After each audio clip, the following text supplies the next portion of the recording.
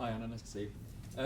First off, we'll just start with Trent Alexander-Arnold, if that's okay. Just wondering how he is and if he's going to miss any game time. Yeah, he is going to miss the game tomorrow. So, and we have to see if he's able to play Sunday. But what we do know is that he's not available for tomorrow. What kind of injury is it? Is it thigh problem? Or? Yeah, I think you saw that he left the pitch with a bit of a pain in his leg.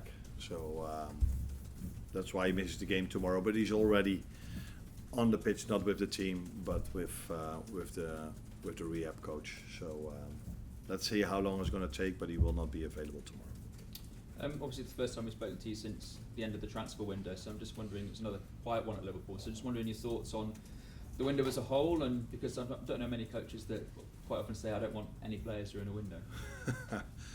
I don't know, but maybe there are not many managers that have such a good squad as I have.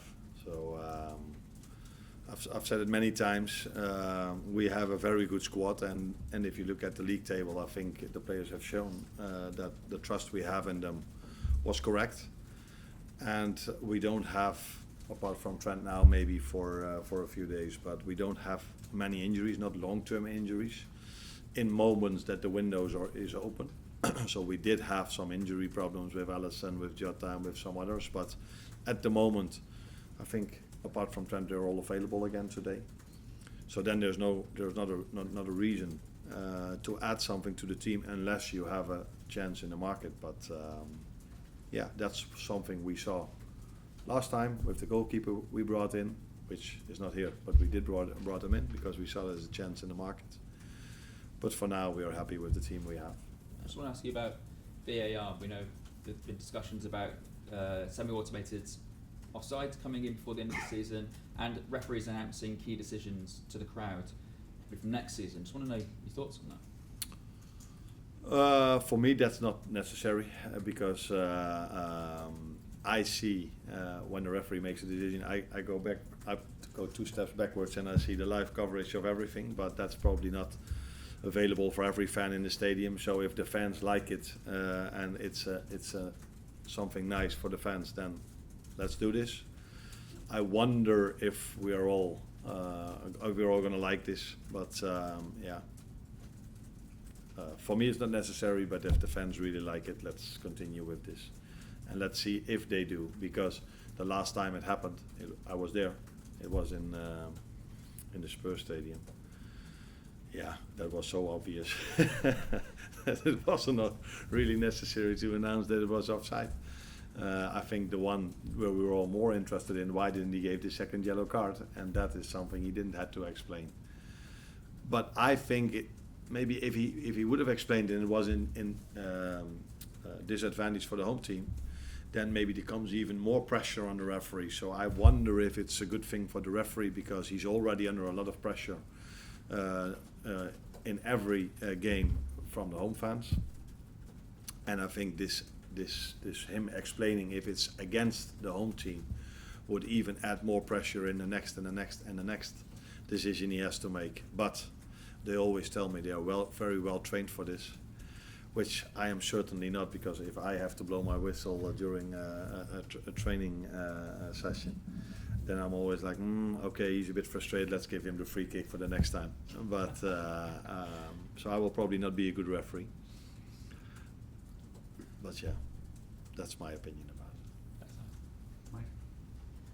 Hi Anna, different game, different competition, different circumstances, but in terms of a reference point for the game against Tottenham, how valuable was that match against Bournemouth? Because it had a real cup-tie feel to it in terms of the ebb and flow of the game. Yeah, but I think every game we play, every training session we have, we are trying to work on our habits. And what I mean with that is we have to do as much thing in the right way as we can, and every time after the session we have a post-match, after the game or the session we have a post-match meeting, and we tell them what they did well and what they can improve. As a result of that, we are hoping that they're going to make steps during the season constantly to come as close as we can to the perfect game in the end of the season. So a game like this definitely helped, but it's the same Forest away or the same away against Brentford. We learn from every single game we play, because every single game we are faced with different challenges, and the more challenges you face, the better you are ready for the next one. It's kind of like half time in the tie after the 1-0 defeat at Tottenham. It's unusual for Liverpool to be behind in terms of since you took over this season. Do you have to prepare the players mentally for the game against Tottenham, the second leg, because it is different territory, and to go behind at Anfield, all of a sudden it becomes a really tall order, not impossible, but more difficult?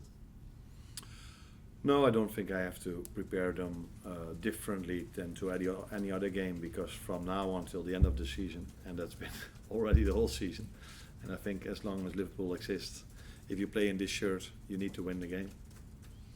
That's for tomorrow, that's for Sunday, that's for Wednesday afterwards, and the game after that. So even if we go 1-0 down in the league or whatever tournament we are in, we try and want to win the game. That's also what we tried in the away game against Tottenham. I think we were quite close to get a result over there till the last few seconds. We were down to 10 and conceded a goal. But there's nothing changes for this game compared to all the others. If you wear this shirt, if you go out at Anfield, there's only one thing that is expected of you, and that's winning the game. Thank you. Carl? On the unusual front, it's unusual for a two-legged tie to take place so far apart. Yeah. Does that make any sort of difference? Well, obviously had a whole transfer window between the two games. Yeah. Usually they're back-to-back, like week after week. Does that make a difference to anything? Yeah, and now you tell me, I'm like, yeah, you were right. Is this unusual for England as well, or is this usual in the League Cup? It's unusual, I think, for this one. It's not used this far apart. Okay. Yeah. Not that it matters a lot, but if you play 1 week later, then normally you face exactly the same team again.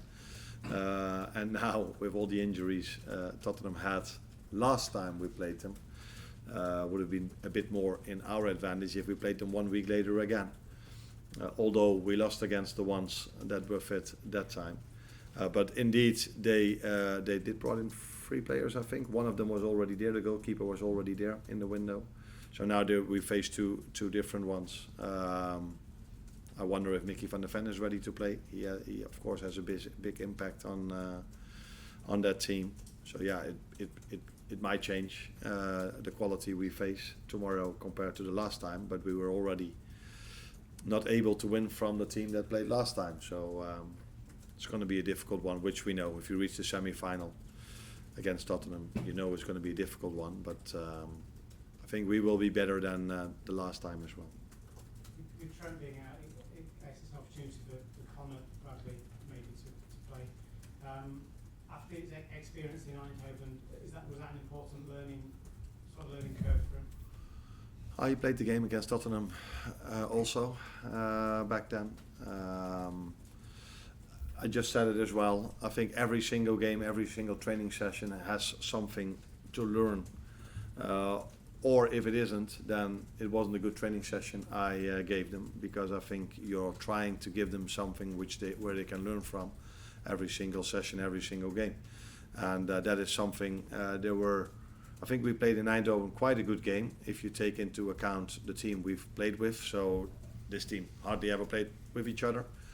But we did concede 3 goals, and if I then take a closer look at those 3 goals, I don't even think we did much wrong, but only some small details, and that is something at the level like PSV or tomorrow. If you do a small detail wrong, you can concede a goal, and that's also something, the feedback we gave Connor, and he wasn't involved in every goal, but he was in one, in my opinion, where he didn't follow the overlap aggressive enough, and that led to I think the 3rd goal. Hi Arne, you've spoken previously about your desire to get more goals and chances for your number 9s. In the last 6 games, the starting number 9s only had 4 shots on target from nearly 400 minutes. However, in those 6 games, you've also had a goal from Jota, 2 goals from Nunes of Brentford and 2 from Gakpo from that central position on the pitch. So are you happy for your central striker to be more of a facilitator, or are you still trying to get them more goals? I will be happy if that player becomes both. So facilitator, nice word. I didn't know that one yet. And scoring goals himself. That's again what we want to achieve in the end.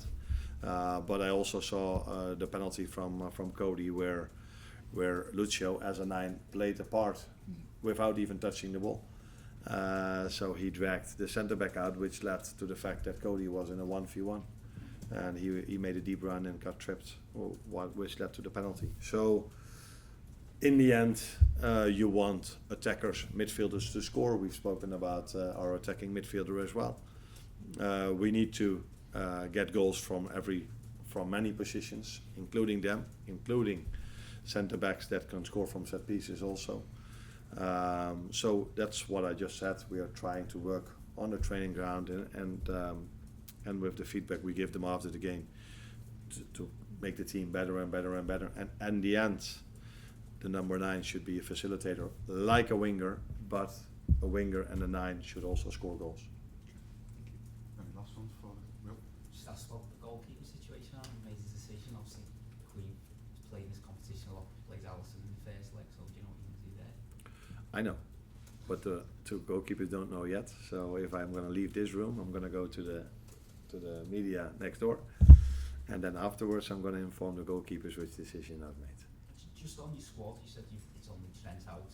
That means you do have to leave players out your squad on the match day. As a manager, I guess that is the luxury you want. But how do you go about that news? Because obviously Chiesa and Gomez missed out at Bournemouth. Yeah. How do you deliver that and keep them upbeat to keep them going? Yeah, that is one of the only things I don't understand here in England. So everywhere around the world and in Europe as well, when we play Champions League, we can take 23 players to the game. And we are here in a country where we play the most games, especially like the likes like Aston Villa, us, Arsenal, Chelsea, all the ones that are playing in Europe. And we have the League Cup over here and the FA Cup. So we play so many games. So if you are able to play all these games, you need a big squad. That seems to be fair to me. And then one of the things is so important for a manager. So to pick the first 11 is difficult, but to tell someone that he's not even in the squad makes it even harder. So I don't understand why we don't go to 23 in this country, because this country plays the most games everywhere around the world, and we only have 20 players that we can take to the game. So it's not for that game, because 9 substitutes are more than enough, but to keep the dressing room going, because you need more than 20 players in this country because we play so many games. Do you then understand what I mean? Yeah. So it's not for this one game, it's more as a team like us or Arsenal, all the ones that play Europe, you need more than 20 players. So why can't we bring 23 players to the game instead of 20? But since it is the rule over here, that is probably going to be the most difficult decision I have to make for tomorrow, not the first 11. But to leave someone out that works so hard on a daily basis, that wants to be involved in the game as well, and not even taking him to the game, that's the hardest decision for me to make.